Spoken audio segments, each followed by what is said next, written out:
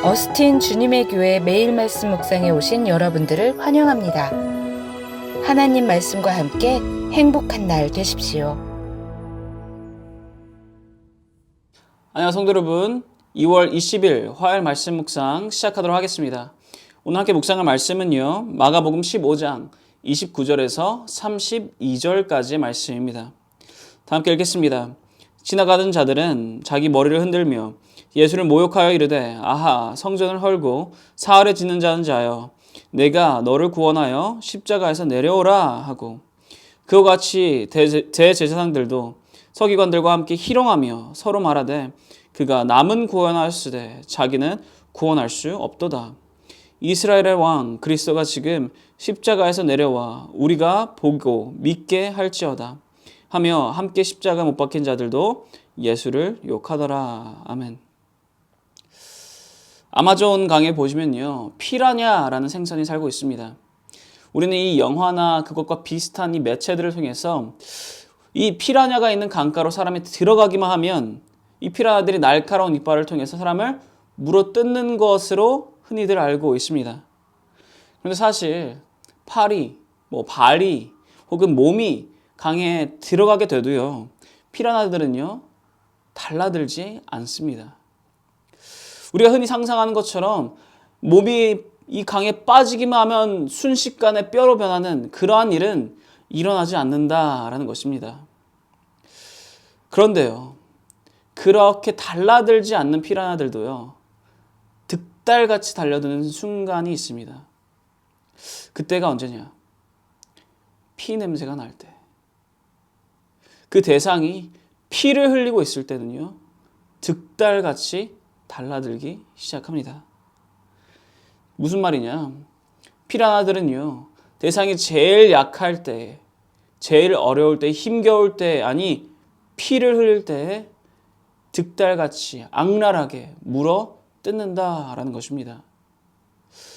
그리고 이것은요, 이 세를 살아가는 이 크리스찬들에게도 똑같이 적용되는 이야기인 것 같습니다. 세상은 크리스찬을 수도 없이 공격합니다. 하지만 제일 악랄하고 제일 끝도 없이 제일 득달같이 세상이 우리를 공격할 때는 언제입니까? 우리가 잘 살고 있을 때가 아니라 우리가 피를 흘리고 있을 때입니다. 다시 말하자면 그 크리스찬의 삶에 고난이 찾아올 때 세상은 득달같이 물어뜯기 시작한다라는 것입니다. 예를 들어 교회도 마찬가지 아닙니까? 세상이 교회를 언제 공격합니까? 교회가 건강하고 튼튼할 때 공격합니까? 아닙니다. 교회가 어려움을 겪고 있을 때, 교회에서 피를 흘리고 있을 때, 실수할 때, 넘어질 때, 약해졌을 때, 그럴 때 득달같이 악랄하게 물어뜯기 시작합니다. 형체를 도저히 알아보지 못할 정도까지 물어뜯습니다. 교회를 향해 머리를 절레절레 흔들며 손가락질을 하고 조롱을 하기 시작합니다. 우리의 삶에서도 그럴 때가 있다는 것입니다. 크리스찬으로서, 예수님의 제자로서, 하나님의 자녀로서 열심히 나아가는데도 불구하고 우리 삶 가운데 고난이 찾아올 때가 있습니다. 어려움이 찾아올 때가 있습니다. 힘든 일이 찾아올 때가 있습니다. 그럴 때 세상 사람들은 우리를 바라보며 손가락질을 하며 고개를 흔들며 조롱을 하기 시작합니다. 미련한 자들아, 지금 이 힘든 때에 너희 하나님은 어디 있느냐라고. 성도 여러분, 그럴 때 좌절하지 마시기 바랍니다. 세상이 바라볼 때에는요, 미련하고 세상이 바라볼 때는 저주받은 것처럼 보일지라도요, 하나님께서 말씀하시길 그 순간이야말로 영광의 때이며 승리의 시작이다라고 말씀하십니다. 오늘 본문이 바로 그렇습니다. 오늘 본문 속에 예수님께서는요, 십자가에 못이 박히시게 됩니다. 그런데 그 순간, 예수님께서 십자가에 못이 박히는 그 순간 사람들이 예수님을 어떻게 바라보는지 한번 보시기 바랍니다. 29절 그리고 30절 말씀입니다. 지나가던 자들은 자기 머리를 흔들며 예수를 모욕하여 이르되, 아하, 성전을 헐고 사흘에 짓는다는 자여, 내가 너를 구원하여 십자가에서 내려오라 하고, 피를 흘리며 고통 가운데 있는 예수님을 바라보면서 머리를 흔들며 예수님을 조롱하고요, 모욕을 하고 있습니다. 성전을 헐고 사흘 만에 다시 지을 수 있다더니 쯧쯧. 너 자신을 구원해서 한번 내려와 봐라. 너의 능력 그렇게 대단하면 한번 너 자신을 구원해 봐라. 다른 이들은 구원할 줄 알면서 자신은 구원하지 못하는구나.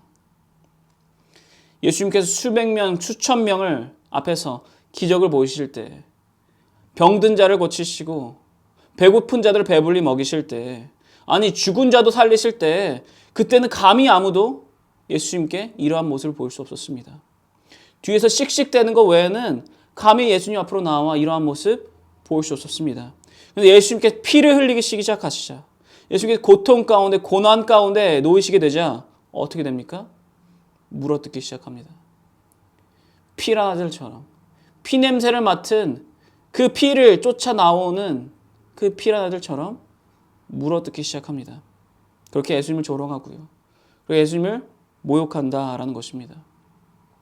왜입니까? 세상 사람들이 생각하기에, 세상에 속한 자들이 생각하기에 예수님께서 십자가에 못이 박힘에 피를 흘리는 그 순간이야말로 영광의 자리에서 내려오는 순간이다라고 생각했기 때문입니다. 예수님께서 십자가에 피를 흘리는 그 순간이야말로 비로소 예수님께서 저주받는 그 순간이다라고 생각했기 때문입니다. 그렇게 서슴없이 머리를 흔들며 고개를 흔들며 조롱하라고 욕을 하며 그렇게 예수님을 모욕한 것입니다. 근데 하나님께서 말씀하시기 그렇지 않다라는 거예요. 오히려 예수님께서 십자가에 못 박히시는 그 순간이야말로 진정한 영광의 때다라고 말씀하십니다. 십자가에서 피를 흘리시고 고통받으시고 고난받으신 그 순간이야말로 영광의 때이며 승리의 시작이다라고 말씀하신다라는 것입니다. 왜입니까? 그 십자가에 못 박히심을 통해서 예수님께서는 하나님의 뜻을 이루셨기 때문입니다. 그 하나님의 뜻 무엇입니까? 우리를 구원하시는 것입니다. 세상에서 말하는 그 패배의 순간, 세상에서 말하는 그 저주받은 순간, 세상에서 말하는 그 영광의 자리에서 이제 내려오는 그 순간이 실상은 영광의 자리에 올라선 순간이었고요.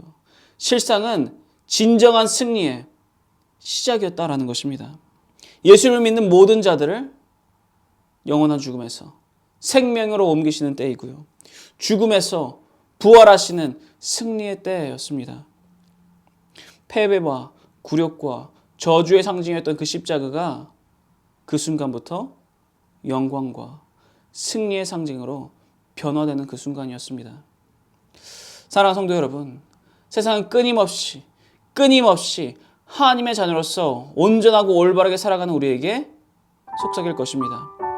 미련하다라고, 바보 같다라고, 패배자이다라고, 그렇게 살다가 모든 것을 잃게 될 것이다라고, 이제라도 정신 차리라고, 그러한 그들의 속삭임에 휘둘리지 마시기 바랍니다.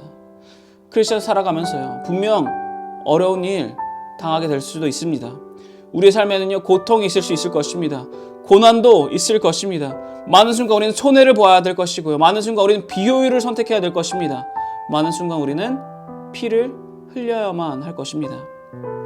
하지만 그 고통이, 그 고난이, 그 아픔이, 그 손해가, 그 비효율이, 그 피 흘림이 예수 그리스도의 이름을 지키기 위함이라면 그 순간이야말로 하나님께서 말씀하시는 영광의 때이며 승리의 시작이 될 것입니다.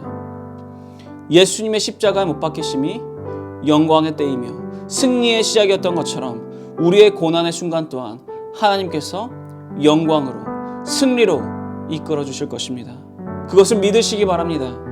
이 믿음을 가지고 오늘 하루도 그 영광과 승리를 맛보며 나아가시는 모든 성도 여러분 되시기를 축원합니다. 기도하겠습니다. 하나님 아버지 감사드립니다. 주님, 예수님께서 우리를 위하여 십자가에 못 박히신 그때야말로 영광의 때이셨으며 승리의 시작이었음을 믿습니다. 그러니 세상 사람들이, 세상에 속한 자들이 우리를 향해 그 어떠한 모욕과 어떠한 욕과 어떠한 조롱을 할지라도 예수 그리스도의 이름을 지키며 나아가는 것, 하나님의 자녀로서 나아가는 것, 예수 그리스도의 제자로서 나아가는 것이 진정한 영광의 자리이며 진정한 승리의 발걸음임을 믿으며 나아갈 수 있도록 우리와 함께 하시고 우리를 더욱더 인도하여 주옵소서. 감사드립니다. 이 모든 기도 살아계신 예수 그리스도의 이름으로 기도드렸사옵나이다. 아멘. 화요일 기도 제목으로 기도하기를 바랍니다. 첫 번째로 다 함께 기도하였으면 하는 것은 교역자분들의 가정과 사역을 위해서 기도해 주시기 바랍니다. 교역자분들께서 성령 충만함으로 말씀을 준비하시고 그렇게 사역을 감당하실 수 있도록, 그리고 교역자분들의 가정과 그분들의 자녀들을 주님께서 지켜주시도록 기도해 주시기 바랍니다. 두 번째로 다 함께 기도하였으면 하는 것은 화요 중보기도 모임을 위해서 기도해 주시기 바랍니다. 이 화요 중보기도 모임이 성령 충만한 기도 모임이 될 수 있도록, 그리고 이 중보기도 모임을 통해서 이 주님의 교회가 영적 동력을 얻어 힘차게 나아가는 그런 2023년이 될 수 있도록 기도해 주시기 바랍니다. 그리고 마지막으로는 선교사님들을 위해서 기도해 주시기 바랍니다. IT의 박동환 선교사님, 우즈벡의 강세르 게이산 선교사님, 러시아의 김성종 선교사님, 이분들의 사역과 이분들의 가정을 위해서 다 함께 기도해 주시기 바랍니다. 다 함께 기도하겠습니다.